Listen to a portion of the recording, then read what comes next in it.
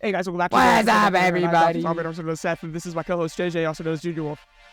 Are you rapping? Like, jeez, bro, that'd be like one of the fastest you've done. Not even gonna lie. Probably. Anyway, Probably. guys, I'm gonna give you an apology right now. This episode's gonna be scuffed. Oh yeah, it's gonna be very, very scuffed. We spent no doubt. approximately 5 seconds thinking of the topic, and this was 5 seconds ago. Actually, no, Yes. we've been recording for 30 seconds. This was 35 seconds ago. Okay. Hold on, I forgot to turn my sign on. Keep talking. All right, so today we're going to be talking about the making content creation a career. So we're going to talk about some YouTube, we're going to talk about Twitch, TikTok, all that kind of stuff. You know, how people like Ninja are streaming on everything and just a whole bunch of stuff like that. Yeah, Ninja, why would you do that? It's Bro, so like weird, It is bro. so hilarious when I'm scrolling through TikTok and I just see Ninja streaming. Yeah, I'd imagine so. That's And- kind of a odd thing to see. Well, not just that, but just like the screen, right? Like that just doesn't fit the format of vertical content. Yeah. I mean, hey, people can watch it. Like, it's there. It's Yeah, for no, people to watch, that's- but it's not meant to be there. Do you know what else is really funny? The amount of Fortnite streamers I see on TikTok that are hacking. Like, I quite literally just see them spinning around, just aimbot wall hacks and everything, and they're just chilling there, streaming themselves hacking. Yeah. That's not an odd thing either. I see that almost every time I'm on there, and it's just like, how? Because the moderators don't look at TikTok to find their cheating streamers. No, but I mean, it still should be kind of obvious that they're cheating Oh, when they're spinning around. It should be. Like, The keyword should be. That's a whole other topic. Yeah.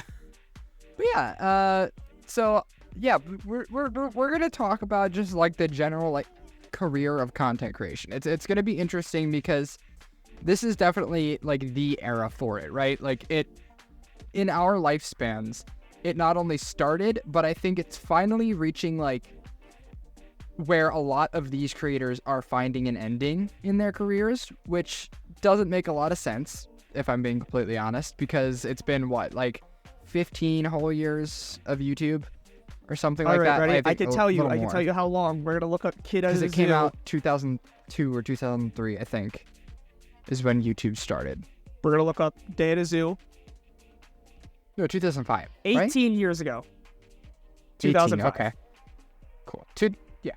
18 years ago. So 18 years of YouTube. We're finally seeing like the long-term creators wanting to just take a step back and be done, you know? Yeah. Which is kind of weird. And obviously there have been people who have like retired and left along the way. Like, we're not saying that hasn't happened, but in terms of like the people who this was their job and, you know, they aren't going to be looking for another one after this, like they're being done. It's and like you said, like this isn't new, right? I feel like it's kind of obvious. The main thing we're talking about is side thing. 1090's out. When does it drop? Is it at 9? Is it at 10? I thought it was at 7:30. I don't understand, but it's live. Bruh. Anyway, obviously Matt Pat just made his video, and this is like, Which, okay, quick side note. I feel like we have to kind of side note for this one. Did you like look at the internet after that happened? there's a lot. Yeah. Like, he was trending on Twitter for like, I think 6 or 7 hours straight, which is like insane for something to be trending for that long. Yeah. Especially just like a solo creator. And I couldn't like make it 5 posts on Twitter without another one being about him or about like content creators because of him. Cool. And then, you know, hop over to Reddit, same thing. Hop over to YouTube. Now all my YouTube thumbnails are like, including Matt Pat. It's like, this guy made such an impact, and it's I just saw anime kind and of morbid insane. facts. Yeah, it's kind of insane just to, Yeah, no. I don't know, It's, see that, you know, he's finally ended. He was one of the big dogs, you know, I mean, yeah. one of those people who started way back when. He's been growing, and, you know, starting like a whole business empire, and he's done. Yeah. Well, I think you can't be so dramatic. He's not completely done. He's just not the face anymore. Like, he's still going to be making theories. He's still going to be, like, doing live for all summer. Huh? He said he's not going to be, like, actually writing scripts not or the anything. full He'll thing, be but he's still going to consulting be for, like, working on say they theories. make a FNAF theory and they need, like, the god of FNAF to help them. Yeah. He's going to be there. But there's other projects that he said he wanted to work on, and he's going to be doing, like, what was that, like a game host? Fashion show. Oh, yeah, fashion show. So, like, yeah. there's still stuff this year, and this isn't just, like, the 10 episodes of Pat, or whatever he's called it.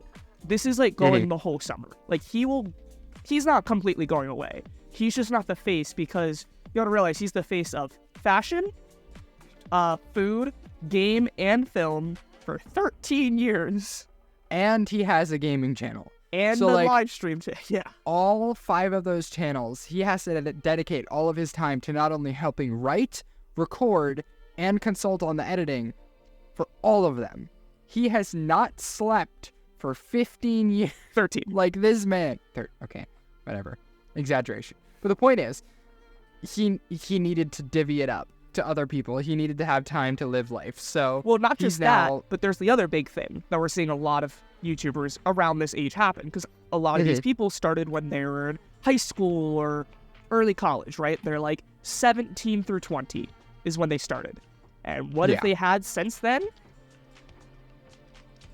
Children. We're seeing Matt, Pat, Dan TM, PewDiePie, all these other YouTubers are also leaving, because when you're doing trying to be like really big and consistent on YouTube, it takes a lot of time. People don't realize that you have to spend, okay, let's say gaming, because we both do gaming, right? Let's take a Fortnite video. Let's say like the one chest challenge. Well, I need to get that chest. I need to make sure I have decent stuff. That could take a few hours. It could take me, because right now, even when I'm not doing that, it could take me an hour or two to win a game. Well, then I need to add a challenge. It could take me 3-4 hours of just playing the video game. Then I have to take all that content, maybe some of the losses, the win, cut it up, add the music, make the thumbnail, because I need to make it an engaging thumbnail. And then I also need to add the tags. I need to make the description for the links to my products and this and that. And then I upload it. Like, that's like 5-6 hours a day for one video. And some of these people, like Dan GM, used to do 2 videos a day. Yeah, and the schedules get very crowded. So, and like, leave practically no time for anything else. It's like Matt Pat, right? Imagine what his schedule's looking like, where he has to not only write scripts, do research for the scripts, verify those scripts, work with other content creators depending on that. He has to then, once he finishes that, then he has to send it to the editors who do all his goofy faces and silhouettes of him and other creators and the game that he's making a theory on. Then he has to make the thumbnail and this and that, and then it's up. Like, it takes, and imagine that for what? A theory a week for 5 different channels? 4 different channels? Yeah. Pretty insane. That doesn't leave a lot of time for your kids. And some of these people, like Dan TM, have 2 kids. Yeah, it gets pretty chaotic for a lot of them. And, you know, while Matt Pat does joke about how he hasn't slept in all those years, you know, he does still try to find time for all of those, you know, normal people life things. But, you know, this is just a way that he gets to actually enjoy all of the fruits of his labor now. You know, he has a kid, he has, you know, a nice house, he has a company he's built, and now he gets to sit back, look at what he's done, and pursue the things that he's wanted to do because of that. So I think another big thing, so that's video creation, like a lot of time. I think another thing is streamers. People don't realize just how hard it is, because especially on Twitch, you have to consistently stream. If you're taking time off, you're not growing. You're falling off hard. You have to consistently stream. And that takes a lot of time. You can't stream for 1 or 2 hours every once in a while. That's one reason why I do it on YouTube, because on Twitch you can't do that. But then Twitch is not as sustainable for the people who, you know, because, you know, there are VODs, right? But not permanent VODs and not as entertaining VODs. So while on YouTube, you know, you can upload your VOD and people can go back and watch it and still, you know, be entertained by what happened, it's different on Twitch, right? You can't really do that as well, and it's not as engaging to the viewer as, you know, being there for the actual live stream itself. Yeah.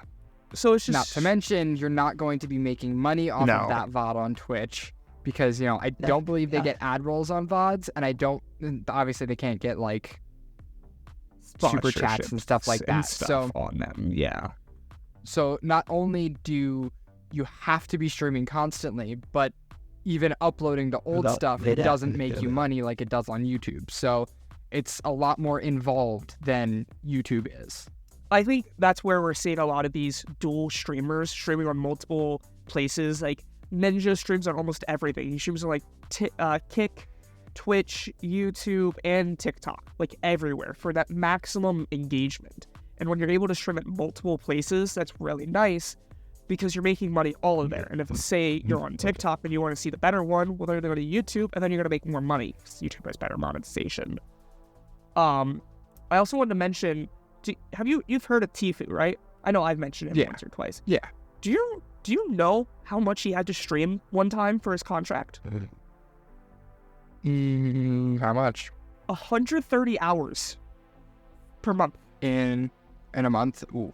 That is a lot. And it has to be specifically Twitch.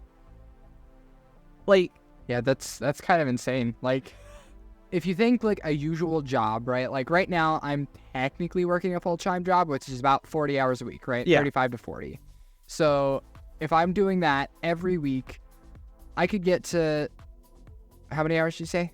130.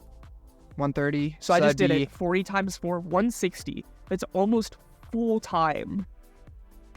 Mm-hmm. And he's under contract. It's almost a full-time job. And you lose your job if you don't make all those hours. Yeah. So you don't get the privilege of sick days. You don't get nearly as many off days, you know.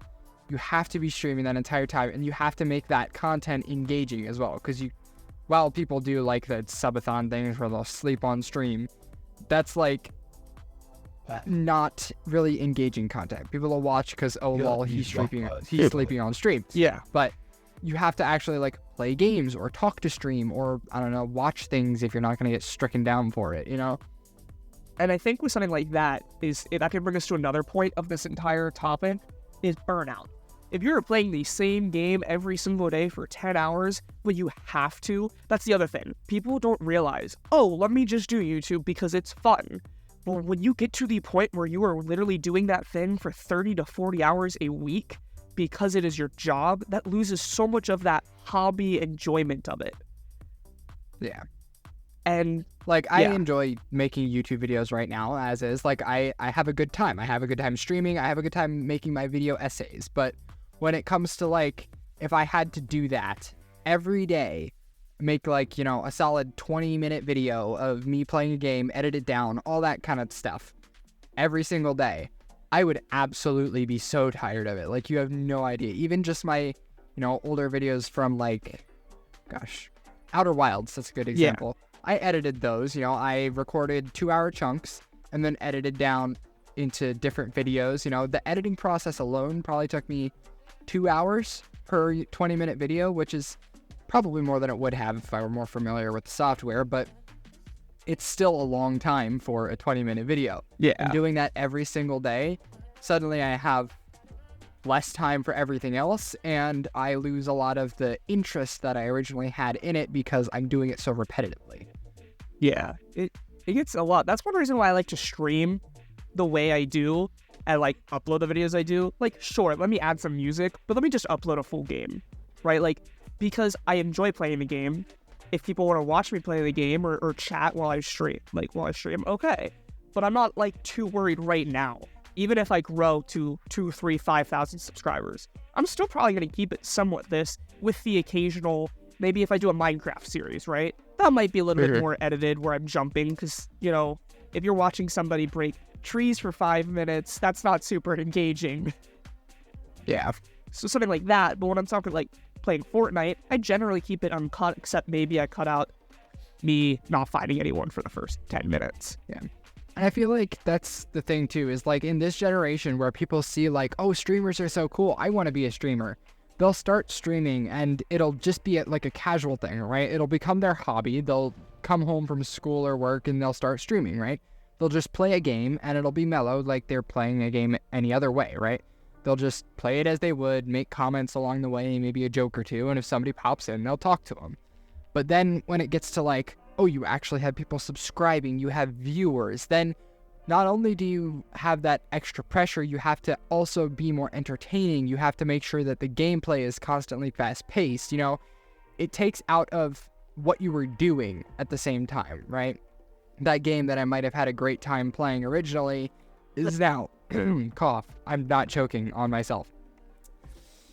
It's now, you know, a hassle to try and get through because you have all that expectation behind it. You mentioned fast pace. I think that brings up a good point. Maybe we can talk about Mr. Beast and TikTok. Just that like type of content. Where before, it's kind of like what I do, right? It is quite literally just a raw 20-minute video of gameplay. That's like what Dan TDM, like Pixelmon back in the day used to be. Even the Diamond Dimensions, it used to be just raw, like 20-minute gameplay. Yeah. And now we look at something like, did you see the new Mr. Beast video? Not the newest one, but a couple of the ones, yeah. Dude, I feel so bad. Do you know, I didn't realize, did you see the title of it? No. It's, you have to defend your $500,000 or it burns or something like that. So it's the same thing that he did in the challenge video where he had 4 different challenges, you have to defend it. Do you know who the guy was that had to defend the money? It was the same guy from the laser video that lost $250. It was rough. But, like, you watch it, and, like, you can't even do transitions. Now, obviously, he does it as a joke, but people enjoy it. Like, the constant explosions and this and that, like, fast-paced. And I think that brings us into our lovely world of TikTok. Yeah. In today's society, it is hard to keep people's attention. You know, everyone is constantly doing things. And I will say, one person made a great point the other day. I don't remember where I saw it. It might have actually been Matt Pat now that I think about it. But he said something along the lines of, in today's world, we are so low on time that we don't have as much time as we did back then to sit down and watch a 20-minute YouTube video, right? We, on lunch break at school or, you know, before we drive home from work, we just need that little bit of, you know, dopamine, that tiny dopamine hit. So we hop on like TikTok or Instagram Reels or whatever you use, right? You hop on, watch a few clips, and then get back to what you were doing. We don't have time to watch a 20-minute video in pieces, right? We need that thing to hold our attention just for as long as we need it to. I agree with that. I do think that's not like, when I say partially, it's again, not that it's wrong, but then it's like, you know, people are doing that. It's a great supporting factor as to why it's happening. Yeah, it's not the entire reason. Because it's like, you might see that, and people are like, oh, so that's the only reason. Well, that doesn't explain when you sit there for 2 hours scrolling through TikTok. You had plenty of time to watch multiple 20-minute videos. Yeah, it becomes, it's an addiction, right? It's literally an addiction. Like, you get that tiny dopamine hit, and you want to scroll to the next one to see if that one's a dopamine hit. It's funny, I always kind of related it to gambling, because, like, you want to see what happens next, right? You want to scroll to the next one. Is it a good one? Is it a bad one? You know, it's kind of like a slot machine.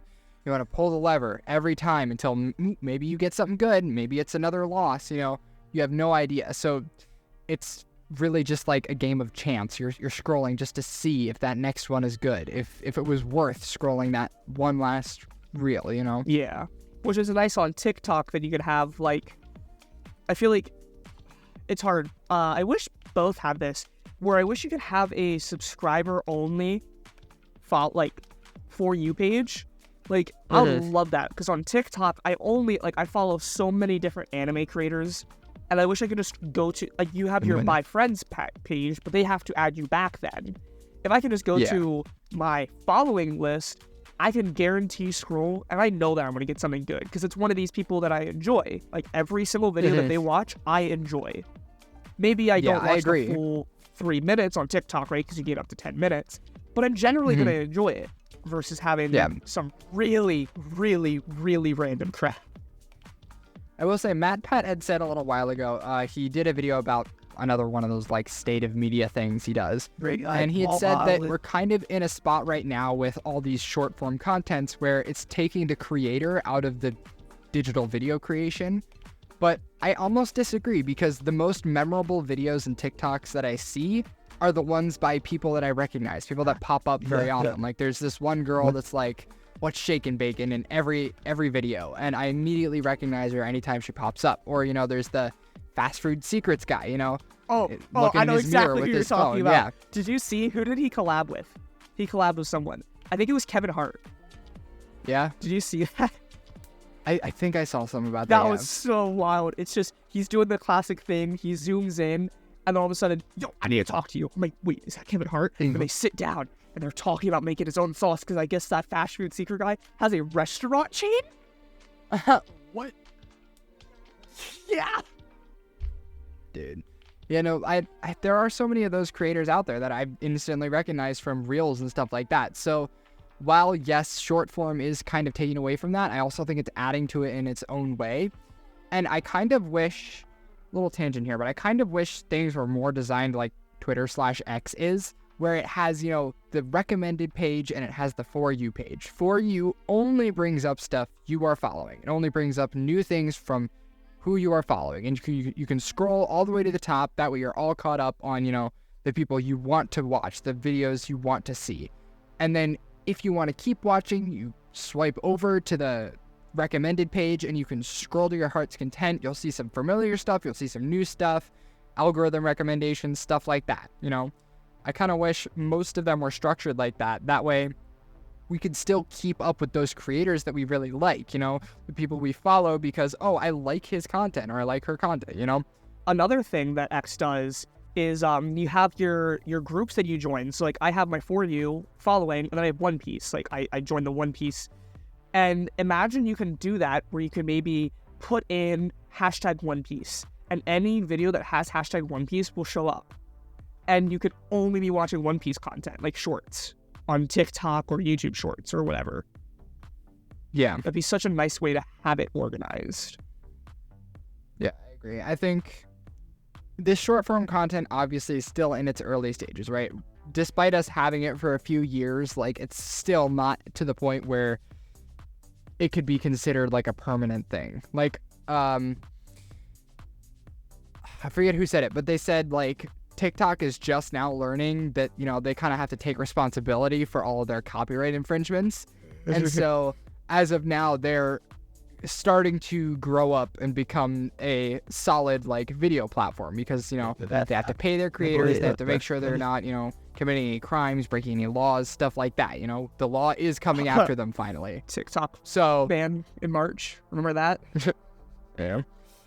It's fun. But yeah, that it's happening, and if it sticks around through all of this, then I think it definitely will stick around for longer. It might stick around as long as YouTube has, but it's going to have to grow. It's going to have to change, and I think some of these changes are quite necessary if short form video is going to be as prominent in internet history as YouTube has been. So I quickly want to say three things, then we can go into them the order that you want. One, you kind of mentioned this. TikTok, like their payment.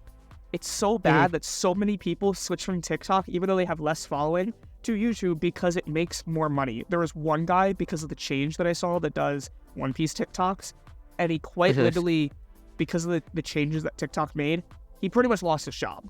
Like he had to find a job, he had to move because he lost his income. So we can maybe talk about that, like some more income stuff.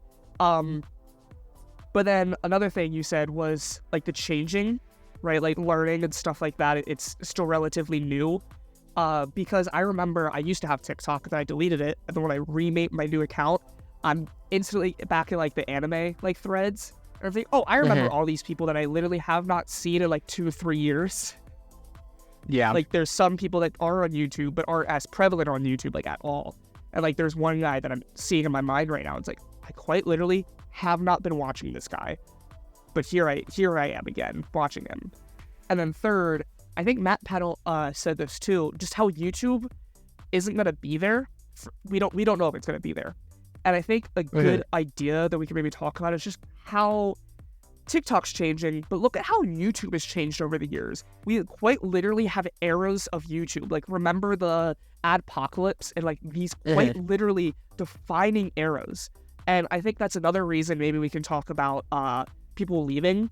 imagine how much stress you have to go through when quite literally you do not know how to make money from your platform because the rules keep changing and they don't even know. Yeah, it's definitely an interesting concept to introduce. Like, if your job, like, if you came to work every day and were told, here's a rough idea of how to do your job, now you have to figure out the rest, and if you do it wrong, you're not getting paid today. It's like, oh, well, that makes things pretty dang difficult now, doesn't it? Just so, a you know, little. it's interesting, but I think recently, especially, YouTube has been a lot more reliable for that kind of thing. Oh, In the for past sure. is a completely separate story. Yeah. You know, Kappa came out of nowhere, and you know, the whole cursing scandal was like I still remember wild. Captain Sparkles doing I just remember like different YouTubers and they're saying, oh, I have to curse in the first 30 seconds or else it's going to be marked for kids. But then it switched to if you curse in 30 seconds, you instantly get demonetized. And I remember Captain Sparkles, I used to watch his reaction channel, and he switched to saying fork and short because he had to make sure he said those words or else he would quite literally lose income of that video. And this is when it was it's on his pretty main channel insane. too, where he got a lot more views. They went really drastic with a lot of it, and to be honest, most of it's not even YouTube's fault. Like, the way they implement things is a little bit of their fault, but advertisers are just so picky these days that it gets demonetized because the advertisers wouldn't want to advertise on that video. It's not even YouTube making that decision. It's them saying, hey, we'd love to still give you money, but nobody's going to want to put their ads on this video. They don't want to look bad in this, you know, cursing YouTuber. So, Yeah. which frankly doesn't make sense to me because there are Hollywood shows that are much worse that you can watch on Hulu with ads. So, what? Yeah, no, it doesn't necessarily... It makes sense that it doesn't make sense type of thing. Like, I understand, right? Especially with now, and it's messed up, but a lot of the majority is kids. So we're trying to make sure that if we are advertising, we're going to try to get the bigger population, and most of that's kids that might tell their parents or something. Is that messed up? Yeah. Sure. But are we going to be able to get around that? No, that's going to keep happening. But again, it's also stupid because, oh no, he says the D word. You're not making any money now, but he's playing Minecraft or Roblox. Like, Yeah. I don't know. It's so not messed up. I don't want to say messed up because there is logic to it in a way, Yeah. but it's such an awkward way to, you know, have a career based on, right? Like, you're so unsure all the time, and even if you think you're stable, you're not, because, you know, what if YouTube gets hacked for a day, right? Like, that's way out of the picture because Google's like this big company, like, they have a lot of stuff in place to make sure that doesn't happen. But hypothetically, if it did, that's like millions of people losing their jobs for that entire day. Yeah. That means like no income for that entire day. And that one day, whether or not you think it is a huge portion of their paycheck. Like, think about, like, if you quite literally are getting views, let's say, okay, we're going to round because this is very wrong. Let's say you're a YouTube creator and you're on Shorts, right? And every single day you're getting, maybe not super big, maybe you're getting 100,000 views per day. Maybe you do 1 to 2 to 3 shorts and you add up to 100,000 views and you're getting 4 cents per view. So 100,000 times 0.04. $4,000. Like, that's $4,000. Obviously, that's very wrong, but you can see how that adds up. Like, that's one day that is $4,000 that you're missing out on. So, like, people rely on, you know, having that money be there. And if, you know, for some reason, I don't know, the rules change, terms of service change, the law comes, something like that, you know, you're losing that money because, you know, this company was unreliable that day. So you're definitely putting a lot of your life in that company's hands, whether it be TikTok, YouTube, or what. Yeah, and I think that's a good thing that we're seeing a lot more now. Yes, YouTube is 100%, I think, is the best platform right now for content creation. You can do shorts, you could stream, you can make videos, and you're able to grow. Whereas on Twitch, unless you're like nonstop streaming, you're not growing. And TikTok, Sure, my first 3 videos on my TikTok got 600 views. Do you realize how hard it is to make money, though, and how little money you make, though? It's not sustainable. What most of these content creators do is they switch to YouTube. But that doesn't mean YouTube is foolproof and the best. So what now more people are doing is they are streaming on multiple places or doing other types of creation. Whether that be Cypher PK with his quite literally like full content creator studio, or merch, right? Like so many different people do merch because that is a better and almost more consistent income than this video not picking up well enough or not getting the sponsor that you want. So you just lose out on so much money. Like, not to keep going in circles here, but if you look at what MatPat did here with his theory channels, right? He had his own merch for a while, right? Like typical game, film, food theory merch. They released it through Creator Inc., right? Yeah. That's his YouTube merch. But he's been saying for years that he doesn't want to keep doing that. He wants to create a actual clothing brand that can sustain itself without the theory channels.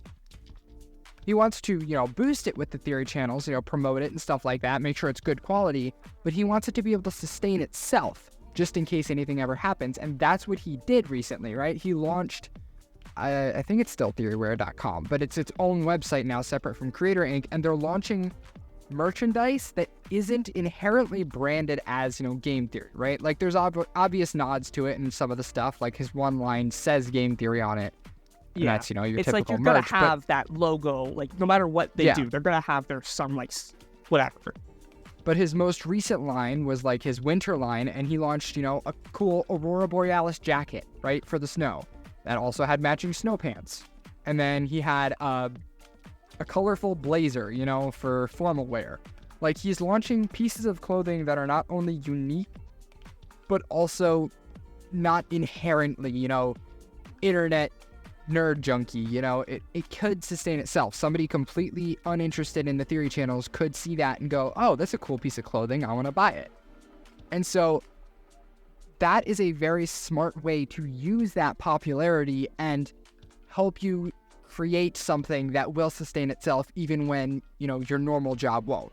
And while sure, I don't think that brings in nearly as much money, it's something, right? It's something that will stay sustainable. Like I said, it's over consistent. That time. Sure, you're not making $100,000 in a month or something because you had like 3 viral videos, but you're gonna have consistency. You don't have to worry about ads or this and that. Mm-hmm. Another YouTuber, even if it's only like I don't know, $1,000, $2,000 a month, that's $2,000 a month that is pretty much guaranteed, even if your YouTube is down. Yeah. Another YouTuber, I don't know if I know you know the YouTuber, I don't know if you know of this, is Cypher PK. He has a clothing brand too, and it's not quite like sort of like Dan TDM that just has the diamond minecart and stuff, or Mr. Beast with his 100 merch or something. It's called Metal Umbrella. Like it is a full clothing brand with multiple releases for seasonal, just like that. Like it is a full clothing brand, and I'm not sure if there's even Cypher PK merch. Metal Umbrella is like a lot of anime type stuff, so I know you probably won't know the specific articles of clothing, but it's a full thing. Yeah, honestly, I think there's odd connections between Cypher and MatPat in, a lot of their thinkings in terms of the business side of things, because even Cypher's growth over the past few years has been like, okay, we need a big HQ, we need to expand as a company instead of just a channel, and, get some different, like, pointers down, like, right, you said the clothing brand is one big thing. He wanted to, launch that, I don't know what the word is, program to boost new creators. Just I don't know what it's called, but like just Odie Studio, whatever it is. Yeah, but like they're expanding out further from just I'm a YouTuber or I'm a streamer, and making it more of I'm using this popularity that I gained that I know was probably temporary to create something that will be permanent.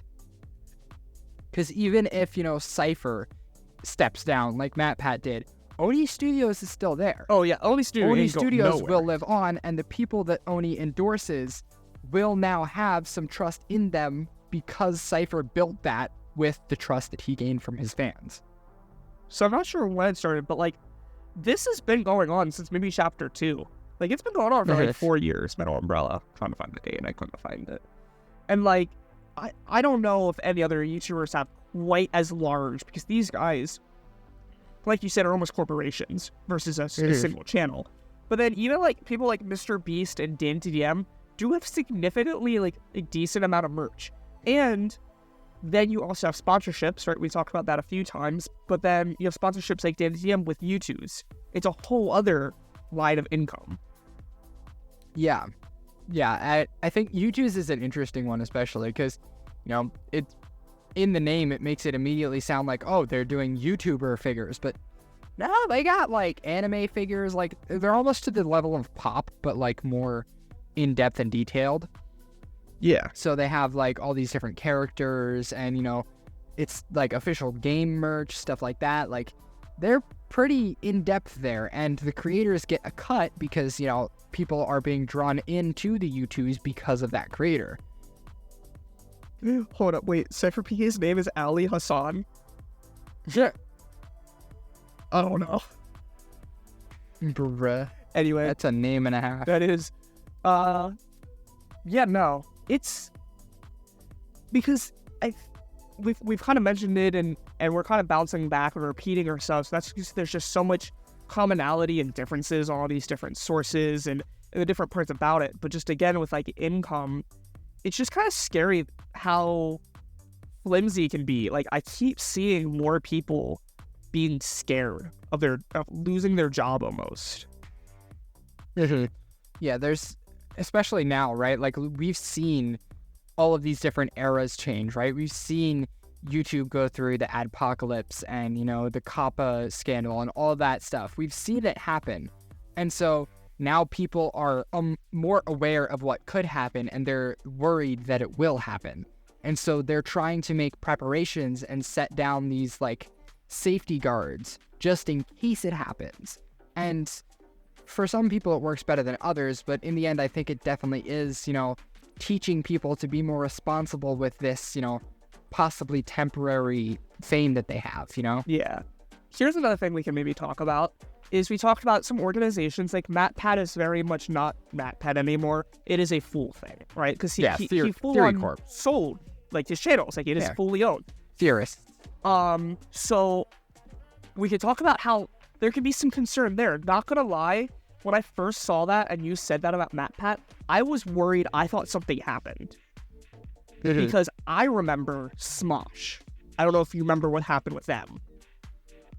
And that's a whole other thing that obviously is not as big of a deal anymore. But what used to I forget what they're called, but I remember watching so many different videos about this, is back in the day, you would like almost sign a contract with these people who would help promote you, help fight copyright strikes, like all that kind of stuff. They would kind of be there with you.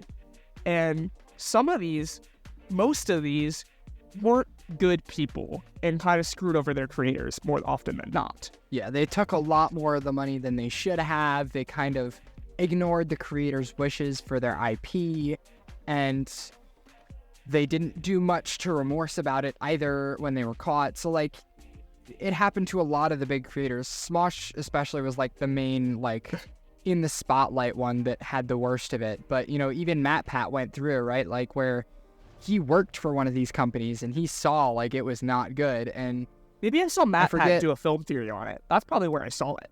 He did a couple videos back then. Like, I know there's this one that always gets recommended to people for some reason these days. It was many years ago, but it's just titled Losing the Battle. And it's him there on the couch, like, almost crying. So when you said that, I looked back, and I remember, actually, I looked back at, like, the videos, and I remember when some of those videos came out, and I realized I've actually been here since film theory started. So I remember, like, those types of videos coming out, and I don't think I was quite there with Smosh. I think either I wasn't around or I just wasn't a part of that community, because I definitely was more gaming and they were more, like, vlogging. But I remember it's not just those organizations helping them, but the reason I mentioned Smosh with, like, MatPat and Cypher is they actually were, like, a proper organization. Like, they had multiple channels. It was a lot bigger thing than just a small channel. And they sold their channel, like MatPat did, and that's why I said I was kind of worried, because eventually it went 180 real fast, And what happened is, like you said, like they just don't care about their creators. And it's just these people in their black suits that think they know what they're doing, but they don't.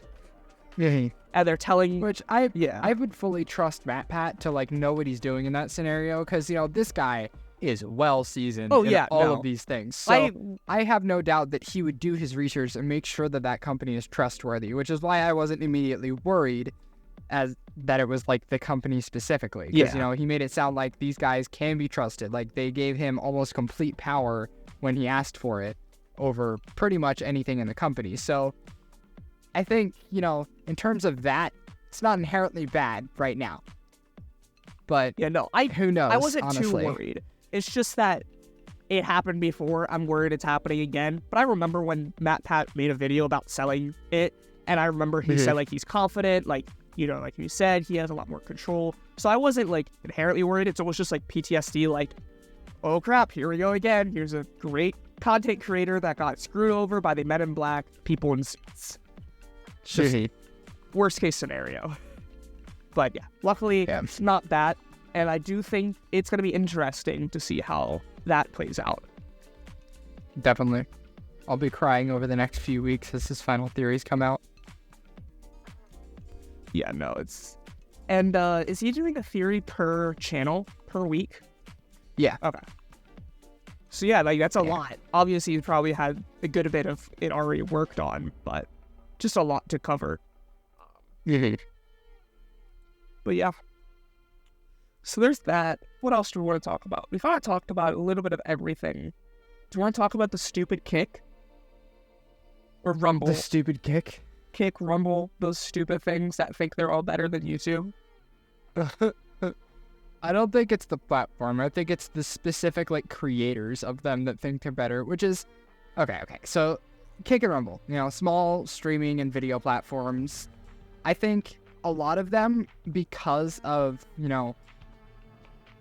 why they were created, it fosters a weird community. Like, I'd say Rumble especially is mostly there because of, YouTube's political stance and how they don't like certain political takes. They'll, like, take them down or ban channels for it. And so Rumble's there for those people because Rumble barely bans anything. Yeah. And so all of those people go to Rumble to, I don't know, have their podcasts or whatever over there. And then you got Kick, which is like, hey, we're better than Twitch because we're going to pay people more and you have to do less. But, like, that's not sustainable. So they're going to crash and burn, and I think people know that. But, they're still hopping on the bandwagon because they're like, oh, what if, A lot of those... Twitch is obviously going downhill. People are getting paid, too, like, contract. Like, hey, come do Kick, but you don't have to stop streaming on Twitch either. That's the big thing. Because it's hard. Because Kick, I don't like, because, like you said, it's not really the platform. It's just the people that are there. And it just feels very, very political. Like, if I go there, I'm not going to be able to enjoy my general anime and gaming and news stories. It feels like it's going to be heavily political because that's kind of the only ads I see. When I see a Rumble commercial, it's like YouTube with this huge stack of papers or something. And it's like, Rumble, oh, you just come join and you're good. Yeah.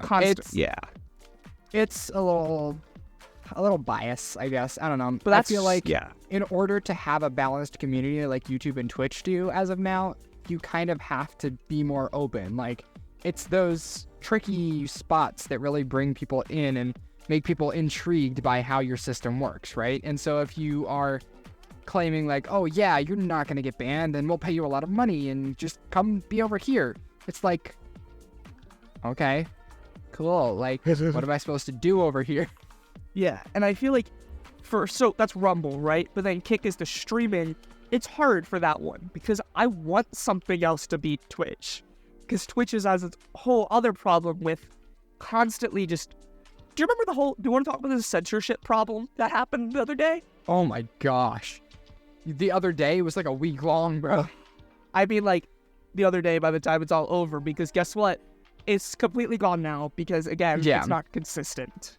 Yeah, so Twitch, like, over the past week or two has had trouble. There's always going to be those people on Twitch especially that kind of push the boundaries, per se, of... And look for loopholes, too. Not just the boundaries. Yeah, look for loopholes of what can be shown on stream in terms of, like, I don't know, body parts or, graphic content.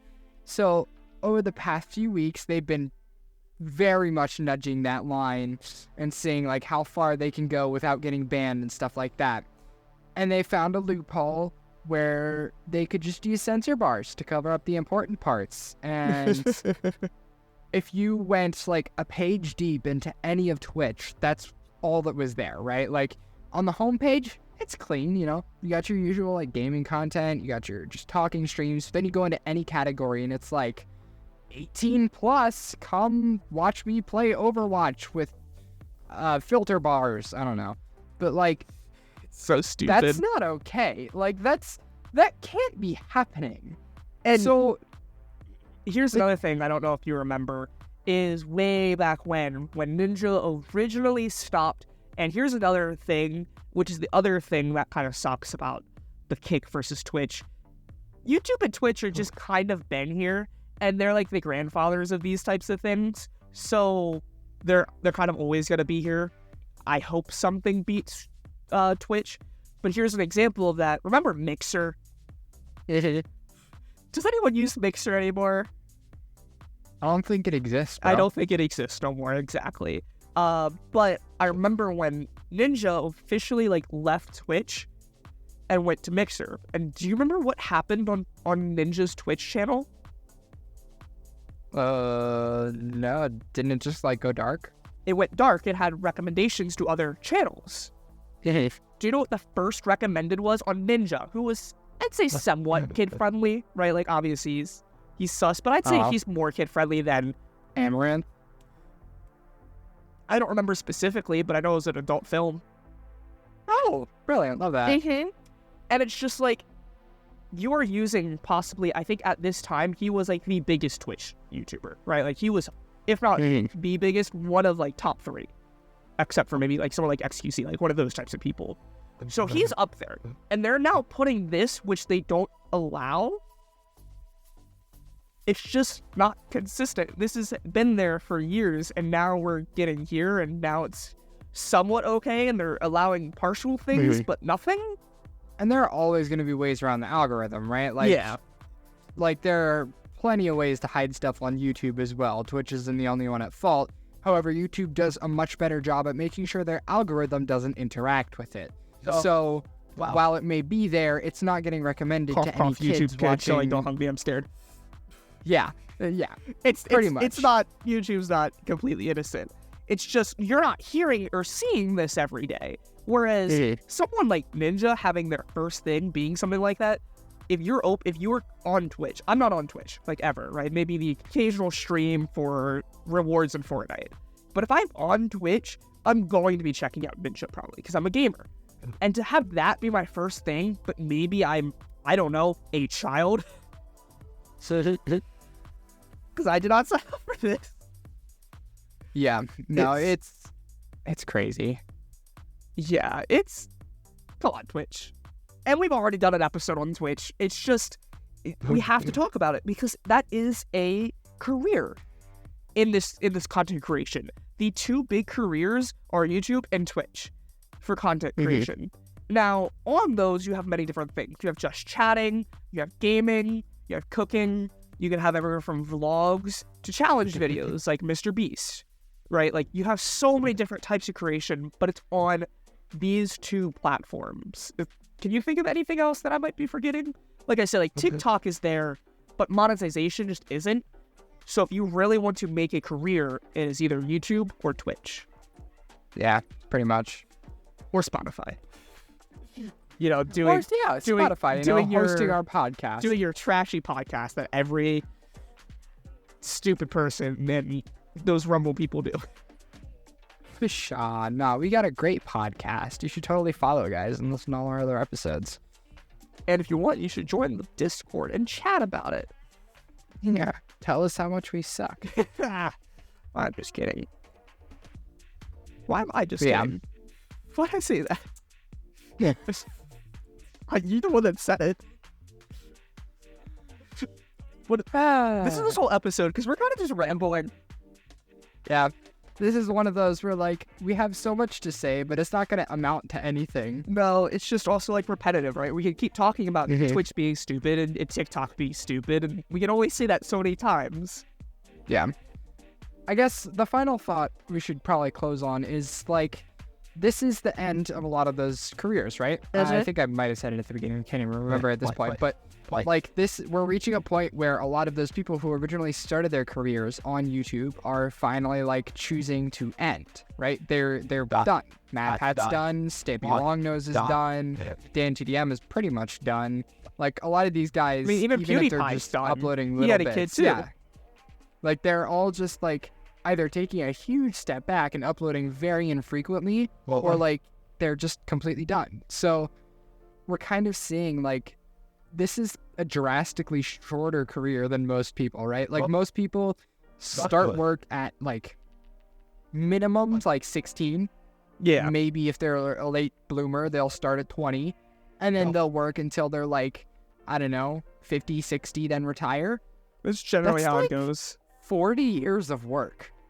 And then here we got YouTubers retiring after 10 to 15. But like, That's insane. like I said, like we kind of mentioned throughout, they're retiring from that, but that does not mean they're completely done. And the nice thing about something like these two, right? Like say YouTube, because I know you said you can't really do this on Twitch, but on YouTube, say that you do leave. Guess what's nice about YouTube? You're still making money. Like, sure, it's not going to be much because you're making a lot of that money in that first 24 hours of the video being live, right? That's when you're getting kind of like, I forget who I was talking to, but like, let's look at something like Call of Duty, right? Like, sure, you can make a good game and you can update it, and you kind of like Fortnite, you know, you can do microtransactions. Or how about you make a new game every year and you get $1 billion right then and there because you have a new game? And I feel like YouTube's like that. Sure, you can update and like maybe kind of like Mr. Beast where he updated the thumbnails and stuff. And they're getting views, don't get me wrong. Like some of them very much grow, and sometimes videos go viral 3 months after they're uploaded, right? But the main income stream is that new video. But you're still getting those sponsorship deals and ad revenue from these people. So like, Dan TDM, I still very much go back and rewatch that, and guess what he's making from that? Money. And he doesn't have to touch anything. Yeah, it's definitely nice that, you know, YouTube gives people that privilege to like still be able to use that old content that they worked on to, you know, support their lives. But I don't know, I think it's definitely interesting because when people retire normally, they're retiring to, you know, a life where they don't have to work, right? And usually they're older, so like they don't have much to aspire to, but people retiring when they're like 35, 40 now, but like they still have so much they want to do in life, right? They still have things they want to pursue and go after. MadPat said that he had so many projects he's been wanting to work on it. He just couldn't.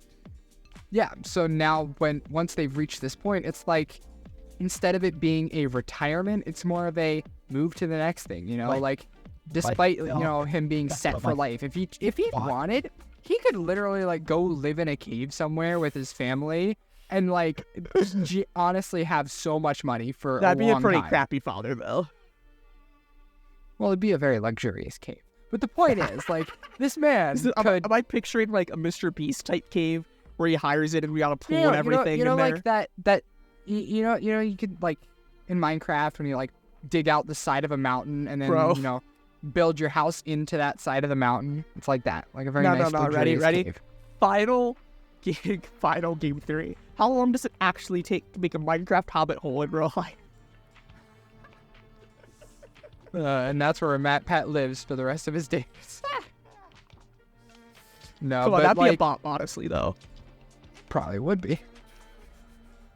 But yeah, like these people have money to do that, and they could if they wanted, but they have much more they want to do. So they're going to now pursue the next thing, which, you know, could be anything along the lines of, you know, starting a company, you know, working on some movie, cough, cough, Markiplier. You know, all these people have all these things they're doing, and just because they're stepping back from, you know, the thing that set them for life does not mean they want to stop working.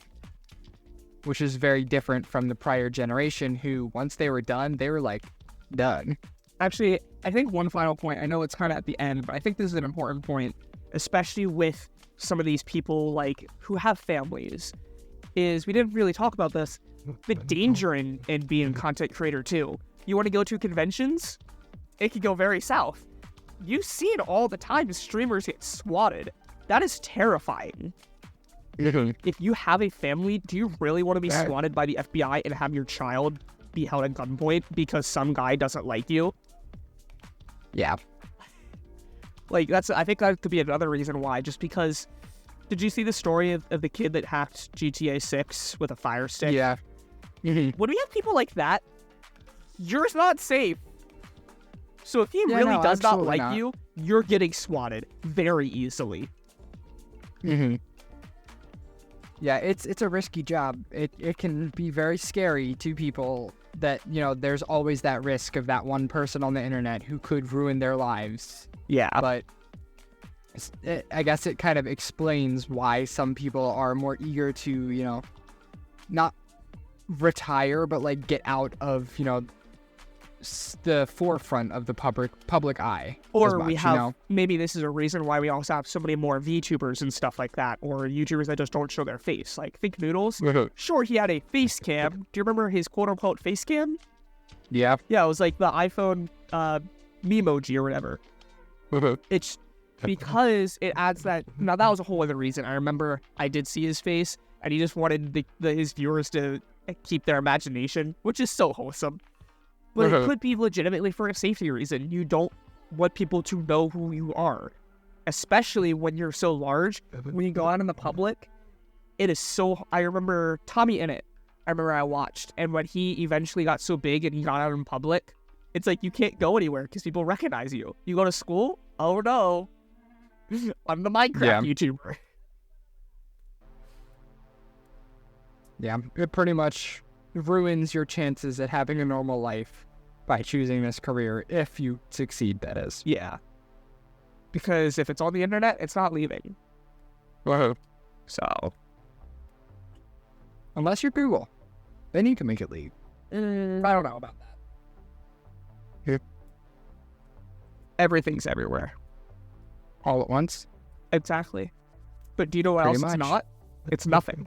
Everywhere. Nothing. At all times. At 0 times. Nothing? Nothing? Yep. Pretty much. And with that, thank you for listening to podcast this episode. Stuffed version 37. Yep. This was interesting. This was interesting.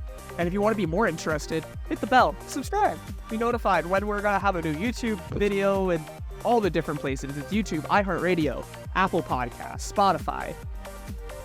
Yeah, get all the good stuff. So you know when we do social medias for bonus content. And so way you know when we're going to have another tangent. Because it's kind of called... Yeah. Nerd Rant. Yeah. Bye. Did I say the right thing? Yes. Bye.